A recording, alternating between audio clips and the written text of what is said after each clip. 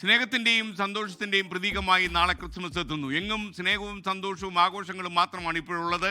ലോകമെമ്പാടും ക്രിസ്മസ് ആഘോഷിക്കുമ്പോൾ നമ്മൾ ഓർമ്മിക്കണം, ഗസയിലും യുക്രൈനിലും സുഡാനിലും ഉൾപ്പെടെ പല നാടുകളിലും മനുഷ്യർ യുദ്ധത്തിൻ്റെ നടുവിലാണ്. യുദ്ധത്തിൻ്റെ ഭീകരതയിൽ ഇറങ്ങലിച്ചു നിൽക്കുന്ന രാജ്യങ്ങൾ നിരവധിയുണ്ട് ഇപ്പോൾ ലോകത്ത്. ഒരു നൂറ്റാണ്ട് മുമ്പ് യുദ്ധത്തിനിടയിൽ നടന്ന ക്രിസ്മസ് ആഘോഷത്തെക്കുറിച്ചാണ് ഞാൻ ഇന്ന് പറയുന്നത്. 1914 ഡിസംബർ 25 ഒന്നാം ലോകയുദ്ധം അങ്ങനെ പൊട്ടിപ്പുറപ്പെട്ടതിന് ശേഷം കൊടുമ്പിരി കൊണ്ട് നടക്കുന്നു. ജർമ്മൻ ബ്രിട്ടീഷ് സൈന്യങ്ങൾ തമ്മിൽ ശക്തമായ സംഘർഷം നടക്കുന്ന ഒരു സമയത്താണ് ഇത് സംഭവിക്കുന്നത്. യുദ്ധത്തിനിടയിൽ എന്ത് ക്രിസ്മസ്? അന്നത്തെ മാർപ്പാപ്പയായിരുന്ന ബെനഡിക്ട് 15 ക്രിസ്മസ് ദിനത്തിൽ വെടിനിർത്തൽ വേണമെന്ന് ആവശ്യപ്പെട്ടു. എന്നാൽ രാജ്യങ്ങൾ അത് അംഗീകരിക്കാൻ തയ്യാറായില്ല. എന്നാൽ ക്രിസ്മസ് ദിനത്തിൽ സൈനികർ പരസ്പരം ഏറ്റുമുട്ടിയില്ല, ആക്രമിച്ചില്ല. ജർമ്മൻ സൈനികർ അവർ താമസിച്ചിരുന്ന ട്രെഞ്ചുകളിൽ ചെറിയ ചെറിയ തോരണങ്ങൾ കൊണ്ട് അലങ്കാരം ഉണ്ടാക്കി. അവർക്ക് പിന്നാലെ ബ്രിട്ടീഷ് സൈനികരും ചെറിയ ചെറിയ അലങ്കാര പണികൾ തുടങ്ങി.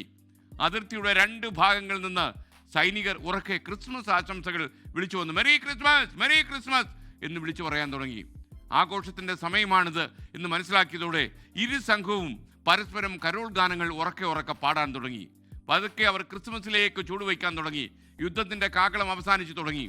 ആഘോഷിക്കാനും പരസ്പരം പങ്കുവയ്ക്കാനും, അതായത് സ്നേഹം പങ്കുവയ്ക്കുവാനും സമയം ലഭിച്ച എല്ലാ സംഘർഷങ്ങളും ഇല്ലാതാകുമെന്ന് യുദ്ധക്കൊതിയുള്ള ഓരോ ഭരണകൂടത്തിനും അറിയാം.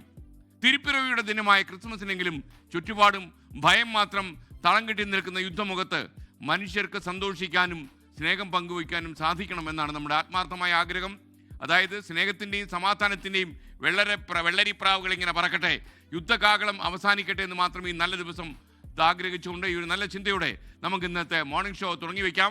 ലോകത്തെവിടെയായാലും ഏത് സമയത്തും 24 വാർത്തകളും ഓഗ്മെന്റഡ് റിയാലിറ്റി പാക്കേജുകളും എക്സ്പ്ലെയിനറുകളും വിശദമായി കാണാൻ ഞങ്ങളുടെ യൂട്യൂബ് ചാനൽ നിങ്ങൾക്ക് സബ്സ്ക്രൈബ് ചെയ്യാം.